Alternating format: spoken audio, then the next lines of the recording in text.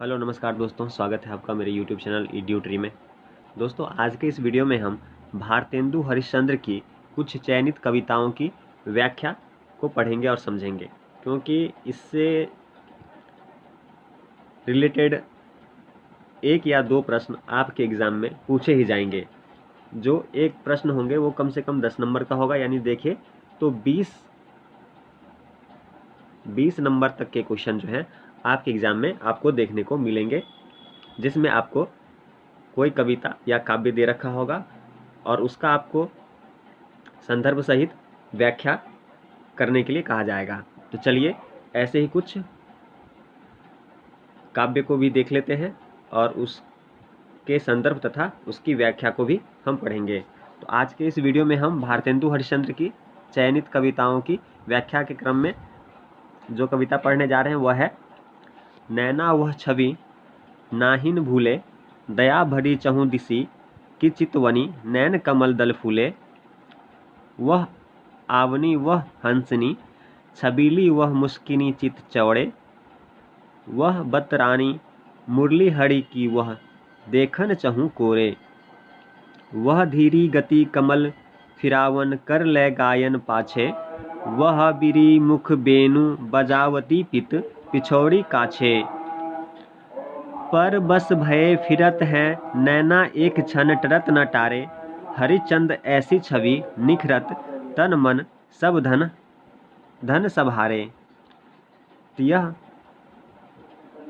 भारतेंदु हरिश्चंद्र की एक काव्य रचना है।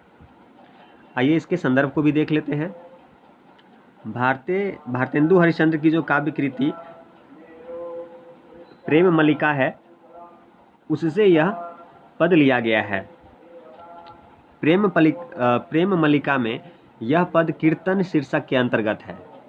प्रेम मल्लिका में यह जो पद है वह कीर्तन शीर्षक के अंतर्गत है। कवि द्वारा जो है ये जो रचना है वह कीर्तनों के संग्रह को प्रेम मल्लिका के नाम से जाना जाता है। कवि के द्वारा रचित कीर्तन संग्रह को प्रेम मल्लिका के नाम से जाना जाता है। चूंकि भारतेंदु का परिवार वैष्णव भक्ति से संबंध रखता था, इसलिए भारतेंदु को वैष्णव भक्ति विरासत में मिली थी। साथ ही सामाजिक सरोकार की रचना के साथ साथ भक्ति परक रचनाएं उन्होंने बहुत अधिक संख्या में की है। तो यह संदर्भ था कि यह प्रेम मल्लिका जो काव्य कृति है उससे यह पद लिया गया है। चूँकि भारतेंदु हरिश्चंद्र का परिवार वैष्णव भक्ति से संबंधित था, इसलिए वैष्णव भक्ति भारतेंदु को विरासत में मिली थी। साथ ही सामाजिक सरोकार के साथ साथ इन्होंने भक्ति परक रचनाएं भी बहुत अधिक की है। तो यह संदर्भ और प्रसंग था। अब इसकी व्याख्या देख लेते हैं कि इस पद में जो हमने उपरोक्त में जो ऊपर पद पढ़े हैं उसका व्याख्या क्या हो सकता है। तो भारतेंदु ने अवतरित पद में जो हमने ऊपर पढ़ा है में कृष्ण के सुंदर सौंदर्य का चित्रण किया है। कवि ने कहा है कि भक्त के नेत्रों के मार्ग से हृदय में मनोहर कृष्ण आबसे हैं।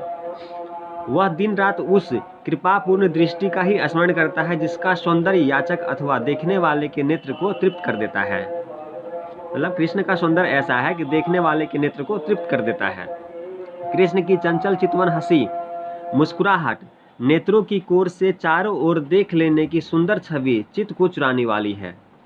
कृष्ण की चंचल चितवन हंसी और मुस्कुराहट तथा नेत्रों की कोर से चारों ओर देखने की जो उनकी सुंदर छवि है वह हमारे चित्त को चुरा लेती है। ऐसी छवि है उनकी। हंस हंस कर बातें करते हुए कृष्ण जब हाथों में कमल के फूल धीरे धीरे फिराते हैं, उस श्याम को कौन विस्मृत या भूल सकता है। यानी कि कृष्ण भगवान की जो हंसी है और वो हंसते हुए जो अपने हाथों में फूल फिराते हैं, कमल के जो फूल है वो फिराते हैं, ऐसा जो रूप है वह भूलने योग्य नहीं है। अपने ओष्ठों को अर्ध गोलाकार आकृति देकर बांसुरी बजाते श्याम की छटा का दर्शन जिसे मिल जाए वह अपनी दृष्टि से उनसे फिरा नहीं सकता। यानी कि कृष्ण भगवान के द्वारा जब बंसी बजाया जाता है तो उससे सभी लोग मंत्रमुग्ध हो जाते हैं तथा उस दर्शन को अपनी दृष्टि से दूर नहीं होने देना चाहते हैं। पीले वस्त्र धारण करने वाले कृष्ण के सौंदर्य ने देखने वाले के नेत्र को दास बना लिया है। यानी कृष्ण भगवान जब पीले वस्त्र में होते हैं तो उनका सौंदर्य ऐसा मनमोहक होता है कि देखने वाला एक तरह से उनका दास बन जाता है। ऐसा मनमोहक स्वरूप उनका पीले वस्त्र में दिखता है।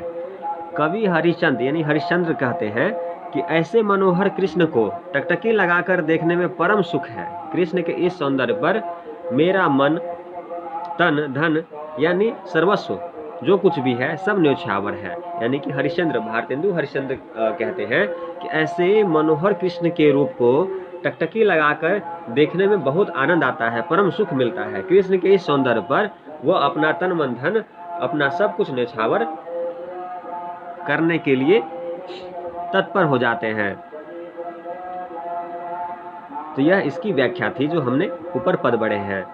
इसकी कुछ विशेषता भी है, तो आइए इनकी इस कुछ विशेषता को भी देख लेते हैं। जो हमने पद जो ऊपर पढ़ा है उसमें कवि का कृष्ण से प्रेम व्यक्त हुआ है। कृष्ण के सौंदर्य रूप का चित्रण करने के बहाने अपनी भक्ति भावना का परिचय प्रस्तुत करते हैं। इस पद से गुजरकर पाठक को यानी कि जो इस पद को पढ़ता है उसे कहीं न कहीं सूरदास के द्वारा जो कृष्ण भक्ति के लिए पद रचनाएं की गई है उसकी याद आ जाती है। दूसरी इसकी विशेषता यह है कि सरल, सहज और प्रवाहमय ब्रज भाषा का सुंदर प्रयोग किया गया है। जिस प्रकार से रीति काल में कठिन और गंभीर अर्थ वाले शब्दों का प्रयोग किया जाता था, यहाँ हमें भारतेंदु द्वारा सरल, सहज और प्रवाहमय ब्रज भाषा का सुंदर प्रयोग होता हुआ दिखता है, जो आसानी से समझ में भी आता है। यह पद राग गौड़ी में रचित है, अतः गयात्मक की दृष्टि से पद का महत्व है। यानी कि यह जो है सो गाने योग्य पद है। तो हमने आज के इस वीडियो में हरिश्चंद्र के एक काव्य रचना को पढ़ा था,